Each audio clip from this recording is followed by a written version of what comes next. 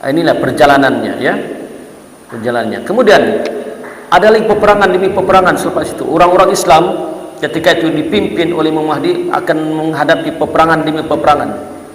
Tuan-tuan, ini pasti, sebab disebut dalam hadis Nabi Muhammad SAW. Dia bukan cerita hayalan ke, cerita dongeng ke, tidak. Cerita yang akan wujud. Kalaulah Allah takdirkan di antara kita ni ada yang panjang umurnya, maka dia akan sampai dan akan bertemu dengan kekasih Allah. Orang yang paling mulia di dunia ketika itu, orang yang paling bertakwa di dunia ketika itu adalah Imam Mahdi.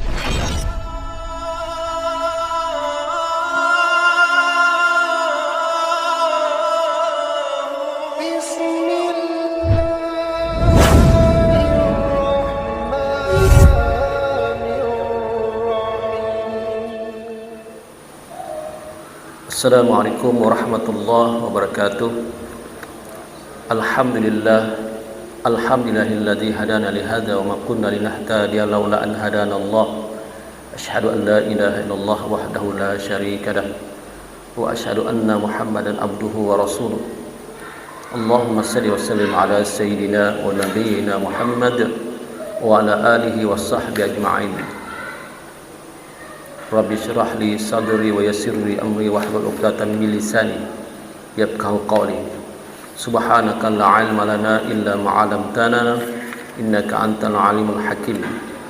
Wa la haula wa la quwwata illa billahil 'aliyyil 'azim. Amma ba'd. Yang saya hormati EJK Masjid, seterusnya tuan-tuan yang dikasih sekalian, alhamdulillah malam ini kita sambung kuliah lagi setelah lama kita tak buat kuliah kerana faktor kesihatan, cuaca dan sebagainya. Kemudian saya pun outstation. Jadi malam ini kita sambung lagi. Kita habiskan terus tentang tanda-tanda kiamat, ya. Tanda-tanda kiamat di akhir zaman, yaitu tentang tanda-tanda kiamat kecil sebelum berlakunya tanda kiamat yang besar itu. Jadi pada malam ini insya-Allah, mudah-mudahan dengan izin Allah SWT, kita ambil daripada kitab ini, kitab karangan Syekh Ahmad Fahmi Zamzam ini tentang tanda-tanda kiamat, dan sekarang kita ambil bab tanda kiamat kecil, ya. Di antara tanda kiamat kecil yang terakhir. Tanda kiamat tu yang kecil tu banyak, dan kata para ahli ulama lebih kurang 2 atau 3 lagi tanda-tanda kiamat yang kecil. Selepas itu barulah berlaku tanda kiamat kubra ataupun tanda kiamat yang besar, yang ada 10 itu. Jadi malam ini insyaAllah kita sambung, yang mana minggu lepas kita bercerita tentang kedatangan seorang insan yang mulia yang akan memenuhi bumi ini dengan keadilan dan keamanan, yang mana bumi ini sebelum itu dalam keadaan berlakunya penindasan, kezaliman dan banyak kemungkaran. Maka kedatangan insan yang mulia ini adalah semata-mata untuk kebaikan kepada umat Islam di akhir zaman, yang mana dia membawa keadilan, keamanan, kemakmuran kepada bumi ini. Setelah bumi ini diisi dengan kezaliman, penindasan, kemungkaran dan kemaksiatan. Dan inilah di antara pemimpin di akhir zaman yang kita telah sebutkan minggu lepas, yang tersebut dalam hadis-hadis, ya, yang bertaraf hadis mutawatir ma'nawi. Ya, mutawatir ma'nawi ini maknanya lebih hebat daripada hadis sahih hasan. Jadi kita sambung balik, ya. Yaitu minggu lepas kita telah menceritakan tentang ciri-ciri siapakah laki-laki itu yang dikatakan Imam Al-Mahdi. Ya, maka dikatakan dalam hadis seperti mana kita sebut minggu lepas adalah dia berasal daripada keturunan Rasulullah, Ahlul Bait, keturunan Rasulullah, yang namanya sama dengan nama nabi kita. Nama nabi kita siapa? Muhammad. Dan nama ayahnya pun sama dengan nama ayah nabi kita. Siapa nama ayah nabi kita? Abdullah. Dia namanya Muhammad bin Abdullah. Dan nama ibunya pun sama dengan nama ibu Nabi Rasulullah, yaitu Aminah. Ya. Jadi di antara tandanya, kita sambung balik, di antara tanda kedatangannya adalah yaitu gempa bumi yang akan menelan tentera As-Sufyani. Gempa bumi akan berlaku, gempa bumi nanti yang mana gempa bumi ini akan menelan tentera As-Sufyani. Apakah tentera As-Sufyani itu siapa? Yaitu setelah orang-orang Islam mendengar pembaiatan Imam Al-Mahdi di Mekah, maka ada seorang penguasa zalim di Syria yang dikenali sebagai As-Sufyani akan bergegas mengirim tenteranya ke Mekah dengan tujuan untuk menempaskan angkatan tentera Imam Al-Mahdi.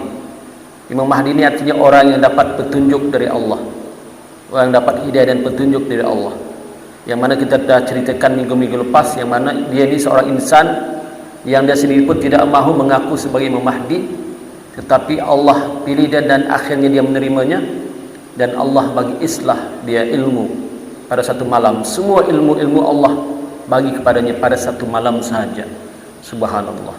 Dia ni memang orang saleh, memang orang baik, tetapi Allah tambahkan lagi ilmunya.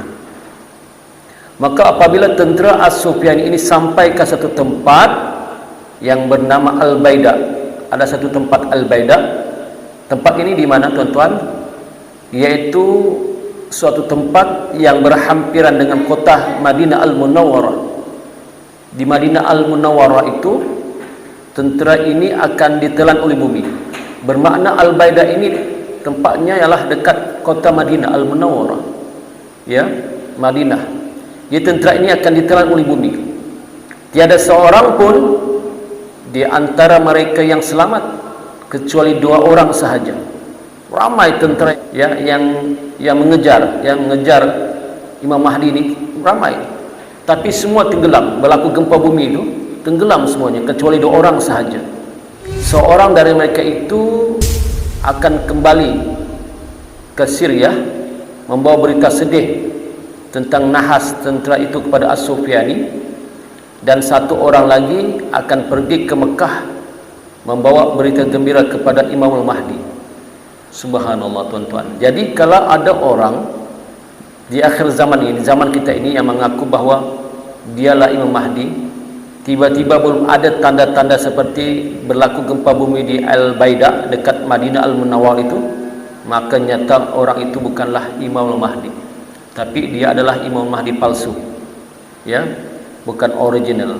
Itu di antara tanda yang besar, ciri-ciri yang besar, yang mana orang itu sahlah dia sebagai pimpinan yang Allah lantik untuk manusia di akhir zaman ini.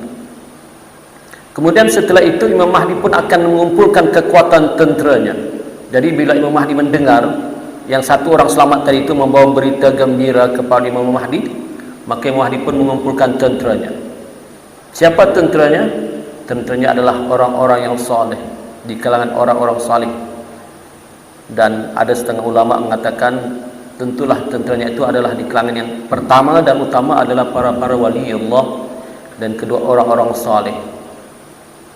Yaitu setelah Imam Mahdi berangkat ke Baitul Maqdis untuk mengumpulkan kekuatan tenteranya, maka pemuda Bani Tamim, ada seorang pemuda Bani Tamim disebut dalam hadis juga, bernama Suhaib bin Saleh, ini telah berjaya mengumpulkan tentera yang sangat besar bilangannya, yang kebanyakannya mereka berasal dari arah timur. Arah timur itu dimaksudkan adalah arah timur di Khurasan, dan seterusnya Imam Mahdi memilih Baitul Maqdis sebagai tempat mengumpulkan kekuatan tenteranya ataupun sebagai markasnya. Baitul Maqdis itu di mana? Di Palestina. Sementara pemuda Bani Tamim itu merupakan ketua angkatan tenteranya dan memegang panji-panjinya. Ini di antaranya lah yang akan berlaku nanti di akhir zaman. Dan para alim ulama ya mengatakan bahawa ini adalah kedatangan Imam Mahdi, ini adalah termasuk di kalangan tanda-tanda kiamat kecil. Dan ada setengah mereka mengatakan ini adalah tanda kiamat kecil yang terakhir sebelum berlaku tanda kiamat yang besar yang 10 itu, yaitu seperti kedatangan Dajjal laknatullah, ya, datangnya ad-dukhan, ya, satu muka bumi ini akan jadi gelap gelita dengan asap yang berkepul-kepul, ya, asap yang memenuhi seluruh permukaan bumi ini selama 40 hari 40 malam. Yang asap ini bukan sembarang asap, tetapi asap ini menyakitkan, orang-orang kafir diceritakan dalam hadis, mereka sehingga terlalu panasnya asap itu hingga kan keluarlah asap dari telinga, dari hidung, dari mata, dari mulut mereka dan dari dubur mereka kerana panasnya. Sedangkan orang Islam, orang beriman, orang salih, mereka cuma hanya kena seperti kena selsema ataupun batuk ataupun asma sahaja. Allah bantu orang-orang yang beriman. Maka akhirnya berlakulah satu pertempuran yang sangat dahsyat, ya, satu pertempuran di antara tentera Imam Mahdi dengan tentera As-Sufyani yang sangat dahsyat. Yaitu setelah Imam Mahdi mengumpulkan kekuatannya, ia terus memulakan operasinya dengan menyerang As-Sufyani yang zalim itu. Maka akan terjadilah satu pertempuran yang sengit antara tentera pimpinan Imam Mahdi dengan tentera pimpinan As-Sufyani di suatu lembah yang berhampiran dengan Baitul Maqdis, di mana pertempuran ini berakhir dengan kekalahan di pihak tentera As-Sufyani, dan akhirnya As-Sufyani sendiri dapat ditangkap dan dibunuh dekat gereja yang namanya Tur Zaitah, dekat dengan Masjidil Aqsa, Palestin. Maka dengan itu Imam Mahdi telah menguasai kebanyakan negara di Asia Barat.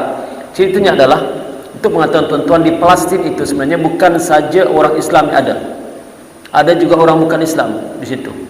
Bahkan orang-orang Nasrani pun ada, yang beragama Kristian ada. Sebab itu ada gereja. Maka As-Sufyani akan dibunuh di satu gereja di Palestin, di dekat Baitul Maqdis itu, yang bernama Tur Zaitah. Inilah perjalanannya, ya, perjalanannya. Kemudian ada lagi peperangan demi peperangan selepas itu. Orang-orang Islam ketika itu dipimpin oleh Imam Mahdi akan menghadapi peperangan demi peperangan. Tuan-tuan, ini pasti, sebab disebut dalam hadis Nabi Muhammad SAW. Dia bukan cerita hayalan ke, cerita dongeng ke, tidak. Cerita yang akan wujud. Kalaulah Allah takdirkan di antara kita ni ada yang panjang umurnya, maka dia akan sampai dan akan bertemu dengan kekasih Allah. Orang yang paling mulia di dunia ketika itu, orang yang paling bertakwa di dunia ketika itu adalah Imam Al-Mahdi. Sebab itu dia dipilih oleh Allah. Di antara semua manusia berada di muka bumi ini, ya, orang yang paling bertakwa ketika itu selain daripada Nabi Allah Khidir alaihissalam adalah Imam Al-Mahdi. Imam Al-Mahdi, dia yang paling bertakwa sekali di dunia ketika itu. Dan sebab itulah orang bertakwa ni Allah sudah jamin, Allah bantu orang bertakwa. Orang bertakwa ini Allah jamin, Allah bantu, ya, dengan bantuan-bantuan Allah lah. Walaupun kelengkapan senjata tidak banyak, tetapi Allah bantu dengan bantuan daripada Allah Subhanahu wa taala. Sepertilah berlaku peperangan, ya, di zaman Nabi Muhammad SAW di antara Arab Quraisy yang kafir itu dengan Rasulullah dan para sahabat, ya. Orang Quraisy juga, orang Bani Hashim juga kebanyakannya bertempur dalam satu peperangan dahsyat juga ketika itu, yaitu perang Badar, dengan ceritanya kan, yang mana Allah telah turunkan bantuan kepada umat Islam dengan datangnya malaikat-malaikat, ya, yang banyak membantu umat Islam. Sehingga kan ada seorang ketika itu dia kafir tapi dia tak mati. Kemudian setelah Islam menakluki Mekah dan Madinah, dan setelah Islam gemilang, dia pun masuk Islam, menjadi sahabat Nabi. Dia menceritakan, katanya dia nampak ketika dia berperang, ya, melawan para sahabat itu, dia nampak ada orang berpakaian jubah putih dengan kuda putih turun dari langit membantu kaum muslimin ketika itu dengan hebat, dengan kuatnya. Dan itulah tentera Allah di kalangan para malaikat. Subhanallah. Dan ini akan pasti terjadi, dan Allah akan membantu orang yang bertakwa. Allah bagi jaminan, ya. Kemudian Imam Mahdi akan memerangi India. Tahu India ini sekarang ini kebanyakan majoriti mereka beragama Hindu, ya, beragama Hindu. Maka ditawanlah raja-raja Hindu dan diikat tangan mereka untuk diserahkan kepada Imam Mahdi. Begitu pula akan banyak khazanah India yang dipindahkan ke Palestin. Maknanya umat Islam ketika itu bukanlah Umat Islam ni kerjanya berperang. Bukan. Itu umat Islam mempertahankan akidah umat Islam, mempertahankan iman, dan juga menjaga maruah umat Islam. Siapa-siapa yang ketika datang Imam Mahdi dan tenteranya tidak memerangi Imam Mahdi, tidaklah diperangi oleh Imam Mahdi. Tidak melawan, tidaklah diperangi. Kemudian yang insaf, yang ingin membangun Islam, tidak diperangi. Tetapi kebanyakan mereka ni yang diperangi adalah orang yang memerangi umat Islam dengan zalim. Tuan-tuan pernah mendengar cerita kan, yang mana berlakunya pergolakan, gejolak yang besar di India baru-baru ini. Orang-orang Hindu membunuh umat Islam, dibunuh, ya, dipancung, wanita, kanak-kanak dibunuh baru-baru ini. Subhanallah, ada isu, ada masuk dalam berita. Kebanyakan mereka beragama Hindu. Kemudian setelah itu, ini lagi satu lagi dahsyat, ya. Tadi sudah peperangan dahsyat, ada lagi. Tak lama selepas itu sampailah berita bahawa bangsa Rom telah menceru masuk ke kawasan Amaq atau Dabir, satu kawasan yang berhampiran dengan kota Hab ataupun Aleppo, dekat utara Syria, dekat dengan perbatasan Turki. Mendengar berita ini, maka Imam Mahdi terus berangkat bersama-sama dengan tenteranya untuk menangkis pencerobohan tersebut, dan akhirnya beliau berhasil memukul mundur tentera Rom itu sehingga mereka pulang ke negeri mereka, iaitu Eropah. Bermakna mulalah tentera Islam yang dipimpin oleh Imam Mahdi akan menguasai, mengumpul kekuatan. Ya, dipendekkan cerita. Saya pendekkan cerita. Terus, maka setelah berlalu 7 tahun,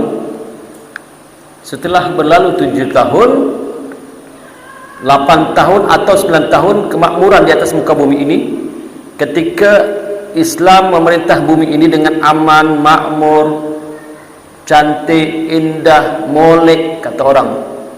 Tanam-tanaman hidup subur, tumbuh-tumbuhan hidup subur, binatang-binatang ternakan hidup subur, manusia jadi baik.